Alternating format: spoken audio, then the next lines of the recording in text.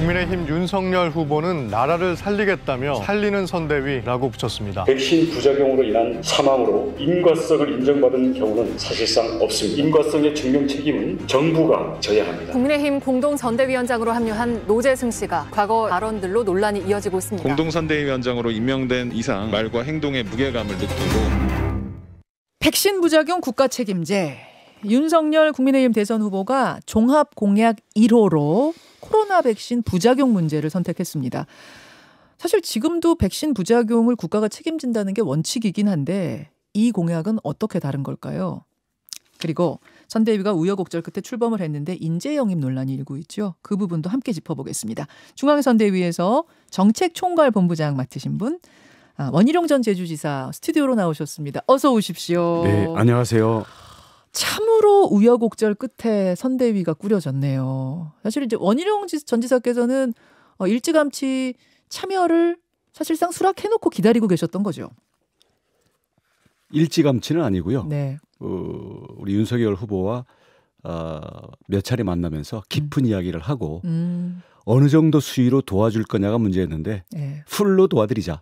그렇게 결심을 하게 됐죠. 풀로 예. 기왕 도와드리는 거 예, 확실하게 돕자. 예. 이렇게. 그래서 정책 총괄하는 본부장까지 맡으셨어요. 네. 이제 그렇게 수락을 하고 있는데 당의 내홍은 깊어지고 뭐 이게 사상 유례 없는 상황들이 벌어지고 이때 심정은 어떠셨어요? 원래 그 가지 많은 나무 바람이 불게 돼 있고 몸집이 큰 배가 90도로 팍팍 꺾으면서 갈 수는 없어요. 불가피한 내홍인데요. 잘 수습됐으니까 이제 앞으로 잘 가는 길이 남아 있죠. 그 이준석 대표가 이런 얘기를 했더라고요. 매머드급 선대위라고 하는데 매머드는 매머드인데 면도가 잘 된 업그레이드된 매머드다. 그래서 불필요한 악취 안 날 거다. 즉 파리태 안 낄 거다. 이런 얘기를 했어요. 근데 어제 출연한 민주당 박용진 공동선대위원장은 그러시더라고요. 털이 문제가 아니고 윤석열 후보 자체에서 악취가 나기 때문에 파리때는 돌아온다. 그러시던데 파리때의 컴백 어떻게 생각하십니까? 우리 박용진 의원님의 희망사항이겠죠. 근데 모든 그 측근이라는 게 이 권력의 법칙 때문에 그렇거든요.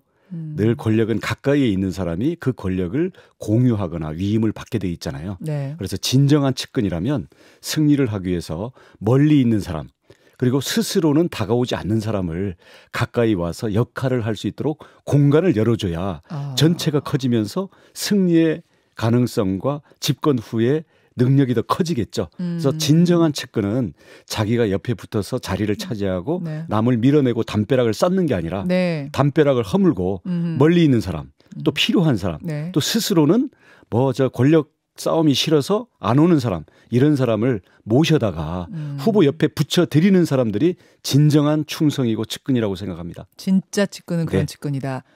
근데 사실상 좀 그렇지 않았다는 게 이준석 대표의 그동안 지적이었는데 그럼 그분들 뭐 다시 좀 비슷한 갈등 재현되고 그럴 일은 없겠습니까?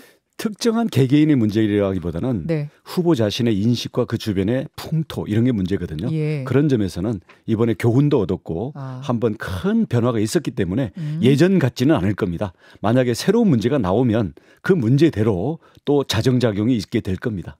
교훈을 얻었기 때문에 네. 이번에 알겠습니다. 선대위 인선 얘기 좀 해보죠. 출범과 함께 인재 영입이 있었습니다. 그런데 그 가운데 30대 자영업자로 공동선대위원장에 파격 발탁이 됐던 분이 있어요. 노재승 위원장. 과거 SNS에 쓴 글이 지금 논란이 되고 있습니다.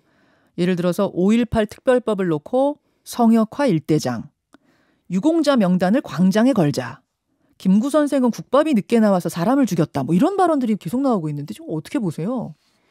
저도 어제 나오는 보도를 보고 있습니다. 저는 어젠가 그제 처음 뵀어요. 선대위 발족식하고 네네. 회의할 때. 근데 본인이 그런 것들을 자각을 하고 있더라고요. 그래서 공식 발언으로도 내가 개인일 때는 예. 자유롭게 내 의사 표현의 자유라는 그 것에 더 중점을 두고 마음껏 발언을 했었는데 지금은 선대위 그것도 공동 선대위원장으로 참여를 했기 때문에 예. 내 발언 하나하나가 대표성을 지닌다는 점에서 매우 무거운 책임감을 느낀다. 앞으로는 발언도 더 신중하게 하겠고 이게 오해될 수 있는 여지가 없도록 아무튼 잘 하겠다라고 해서 본인이 자성과 함께 다짐을 했기 때문에 저는 지금 비판하는 것은 뭐 저희가 달게 받겠습니다마는 본인의 그러한 의지와 자기 각성이 있었던 만큼 저희로서는 기회를 드리고 싶습니다. 아, 함께 가는 겁니까? 네. 아니 근데 앞으로는 안 그러겠습니다지만 네. 여태까지 그랬던 거는 지금 팩트잖아요. 이런 그리고 발언들은 본인이 그 부분들에 대해서 예. 저도 어제 그 본인이 설명하는 것들을 봤거든요. 예. 예를 들어서 그 5.18에 대해서 이건 계엄군과 당시의 시위대들 사이에 양쪽 모두가 폭력이 있지 않았냐. 그래서 시각에 따라서는 뭐 등등등등 이렇게 갔는데 관점에 따라서는 폭동으로 볼 수도 있다. 예, 이런 그래서 워딩이 있었어요. 그 점에 대해서 본인이 예. 5.18 때문에 민주주의가 꽃피울 수 있었다라는 것은 모두가 인정하는 우리 시대의 공감대다. 자기도 전혀 거기에 대해서 이의가 없다. 예. 근데 당시 왜 그랬냐? 그런 관점이 있을 수 있다는 것도 그렇고 그런 표현 자체가 일괄적으로 억눌리는 것. 그리고 5.18에 대한 다른 관점이 제기되는 것 자체를 법으로 일괄적으로 누르려는 것이 전체주의라고 생각해서 자기는 거기에 대한 반발로서 의견을 했다. 특별법에 대한 반발, 네네네. 자유주의적인 시각에서 쓴 거라고 그렇게 해명을 얘기한 했습니까? 거다라고 일단 본인은 그렇게 설명을 했어요. 하지만 5.18 자체에 대한 부정이라든지 뭐 이런 건 전혀 민주주의를 아니라고 해명을 꽃피우는 했어요. 역사적인 기여다. 그 부분에 대해서는 본인이 명확히 얘기를 했습니다. 근데 노재승 선대위원장이 뭐 그렇게 해명을 했다고는 하지만 과연 국민 여론을 얼마나 설득할 수 있을지 국민의힘이 그동안 벗어나고자 몸부림치던 어떤 극우적인 색채, 극우 태극기 색채와의 결별, 중도로의 확장 여기에 찬물을 껴안진 않겠습니까? 만약에 그게 본인의 각성과 그 노력 그리고 우리가 왜냐하면 그 본인의 그 뭐 본인이 대변인도 아니고요. 본인이 무슨 의사결정에 뭐 특별한 과도한 지분을 갖고 있는 것도 아니잖아요. 그럼 우리가 집단의 다양성과 거기에서의 민주적인 의사결정 과정에서 네. 충분히 녹여낼 수 있다고 저는 봅니다마는 만약에 그런 것이 아니라고 한다면 저희들은 국민과 공감대를 이뤄나가는 게 가장 지상의 가치이기 때문에 그때는 판단의 여지가 있을 수는 있겠죠. 근데 어저께 제가 그 내용도 받고 직접 대화를 해봤거든요. 네, 예, 예. 그래서 그런 점에서는 본인이 그렇게 막무가내 그런 식의 생각이나 발언만으로 가려는 사람이거나 그걸 고집하는 건 아니구나. 그런 생각을 가졌습니다. 사실은 이제 선거 국면에서 인재 영입이란 거는 국민 마음을 얻기 위한 선거 캠페인의 일종 아니겠습니까? 그러니까 국민 눈높이, 그러니까 국민의 생각, 국민의 판단이라는 게 굉장히 중요한 부분인데 민주당의 조동현 전 위원장도 이게 사생활이다. 뭐 사생활은 별개로 보자 하면서도 결국 국민 여론이 안 좋아지자 사퇴하는 쪽으로 이렇게 마무리가 되지 않았습니까? 국민의힘에서는 일단은 국민 설득이 가능하다고 보시는 거군요. 여론 저는 그건 개인 의견입니다. 왜냐하면 뭐 그 문제를 가지고 예. 뭐 공식적으로 논의한 바는 아직 없기 때문에요. 예. 네. 알겠습니다. 원희룡 정책총괄본부장 지금 만나고 있습니다. 정책총괄본부장. 그러면 어제 나온 윤석열 후보의 종합공약 1호 그것도 원 본부장님 만드신 거예요? 주도하신 거예요? 저희가 만들고 뭐 후보라든지 아니면 우리 김종인 위원장님이라든지 이런 기본적인 결정 과정을 뭐 약식으로든 거쳐서 나오는 거죠. 코로나 백신 국가 책임제. 네. 사실 지금도 백신 부작용 나면 국가가 책임진다. 요거는 원칙이긴 하거든요. 어떻게 다른 걸까요? 이 백신이 긴급 사용 승인을 했잖아요. 네. 그리고 국가가 백신 제조 회사에다가 이 구매 발주 계약을 하면서 면책 조항을 넣었어요. 그래서 왜냐하면 아직 이게 임상 실험이 다른 제약들처럼 완벽하지 않은 상태에서 긴급 사용 승인을 했기 때문에 예. 이 제약회사가 국가가 빨리 이걸 출시하라 그래서 내놨기 때문에 자기들 아직 충분히 걸러내지 못한 이런 부작용에 대해서 제약회사가 책임을 안 지고 국가가 책임을 진다. 그렇죠. 그래서 그 리스트가 있어요. 예. 국가 책임 부작용 리스트가 있는데 미국이나 유럽은 계속 이걸 넓혀왔거든요. 우리나라는 다른 나라가 다 넓히면 그때서야 마지못해서 이걸 확장을 하고 자체적으로는 단 한 건도 1년 반 지나는 동안 넓힌 게 없습니다. 그래서 백신 사대주의 그리고 백신에 대한 무대응이라는 소극주의라는 비판을 받고 있고요. 어제도 이대목동병원에 백신으로 하루 만에 돌아가신 네네. 그 환자가 있었는데 예. 그 당국에서 하는 얘기가 뭔지 알았어요? 뭐라고 하세요? 부검하세요. 부검하세요. 네.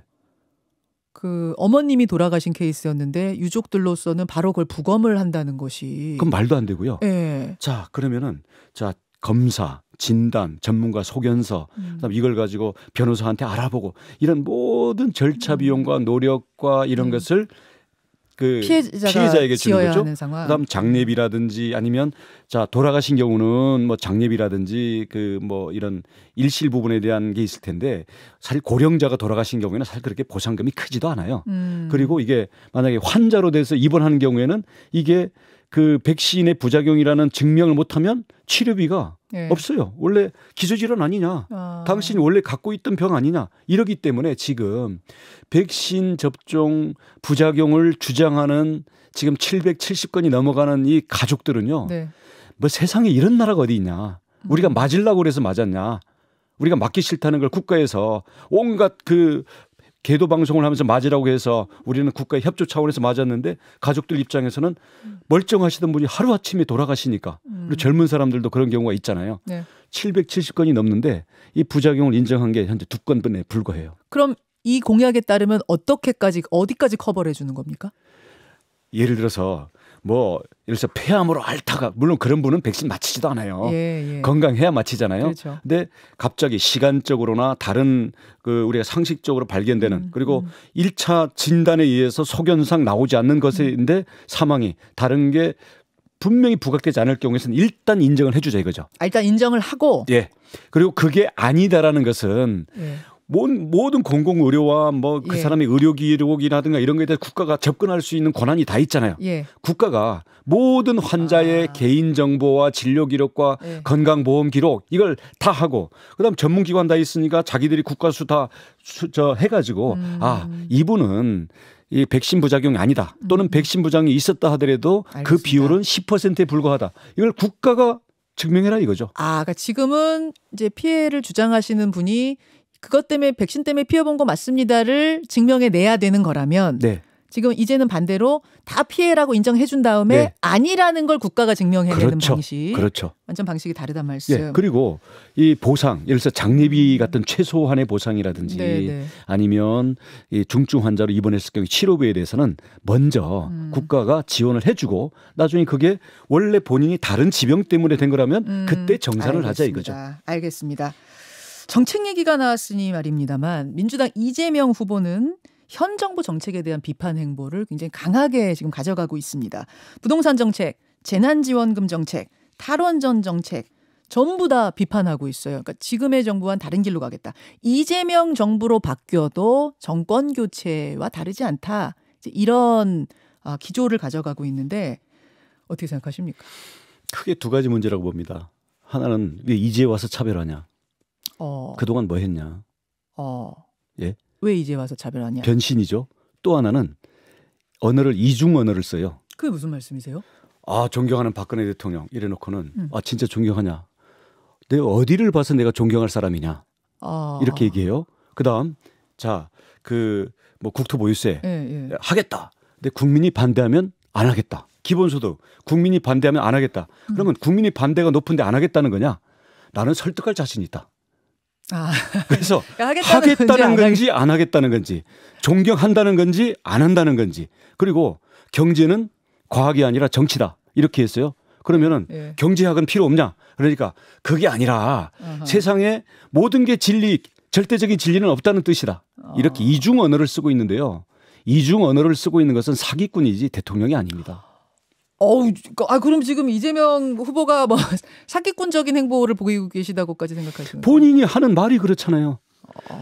국가 리더의 언어는 이중 언어를 쓰면 안 됩니다. 그리고 변신할 때는 그 근거에 대해서 국민들에게 진정한 반성과 해명을 해야 됩니다.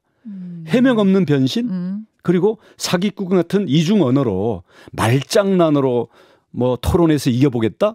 우리 국민이 그런 수준 아닙니다. 토론 얘기하셨으니 말인데 지금 민주당에서는 윤석열 후보 왜 토론 안 나오느냐, 왜 뭐 라디오 인터뷰를 비롯한 이런 긴 인터뷰들 안 하느냐에 대해서 지적하고 있습니다. 특히 토론.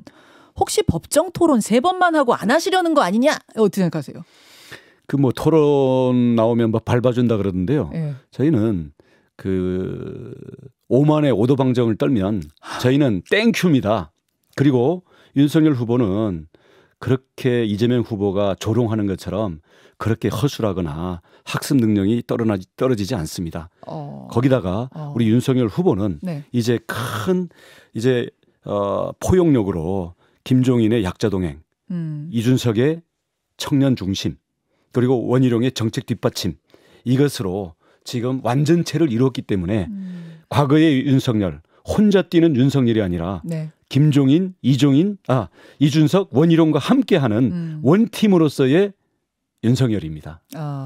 그러면 뭐 토론이라든지 뭐 라디오 인터뷰 아직 뉴스쇼 안 나오셨거든요, 윤석열 후보. 이런 것들 다 그럼 추진이 가능한 건가요? 다음 주 선대위 마련됐으니 다음 주부터 뭐 관훈 토론부터 예정돼 있거든요. 예. 그것은 우리 선대위가 있으니까 여기서 의사결정을 하고 일정 짜서 하는 거지. 왜 남의 선거 전략에 대해서 왜 이래라 저래라 합니까? 자기 할 일이나 제대로 하고 자기 대장동 비리나 자기 과거에 조폭으로 둘러싸여 있는 자기의 이중 인격적인 문제나 이중 언어 문제 그리고 해명 없는 변신 자기부터 똑바로 국민들 앞에 해명하라 그러세요.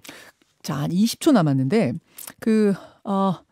배우자에 대한 관심이 굉장히 높은 대선이에요. 네. 그래서 김건희 씨는 언제 이 공식석상에서 좀 같이 활동을 하시나? 김혜경 씨는 또 활동 같이 하고 계시거든요. 어떻게 계획을 가지고 계세요? 저도 아직 뵌 적이 없어가지고 근데 그 부분은 이 본인의 판단도 있고 본인의 여러 가지 사정과 본인의 인격에 대한 그것도 있는 거 아닙니까? 저희들이 신중하게 잘 수기를 해서 국민들에게 맞는 그런 우리가 일정을 짜보도록 하겠습니다. 알겠습니다. 사실은 이제 경선 치르고 나서 그 다음에 나오실 때는 조금 그래도 너무 이제 에너지를 다 쓰셨기 때문에 조금 이렇게 다운되시지 않았을까 했는데 뭐 에너지가 더 차서 오신 것 같아요. 뭐 경선에서 4명 중에서는 꼴찌를 했기 때문에 사실 두문불출을 하고 승자가 빛나도록 하는 게 맞는데 풀로 도와드리자라고 약속이 됐기 때문에 저도 힘을 내야죠. 고맙습니다. 여기까지 듣겠습니다. 네, 고맙습니다. 국민의힘 선대위 원희룡 정책총괄 본부장이었습니다. 김현정의 뉴스쇼는 청취자 여러분의 참여로 이루어집니다. 트위터, 페이스북, 레인보우 게시판, 그리고 단문 50원, 장문 100원의 유료 문자 샵 1212, 우물정 1212 통해 참여하실 수 있습니다. 김현정의 뉴스쇼, 여러분과 함께 만듭니다.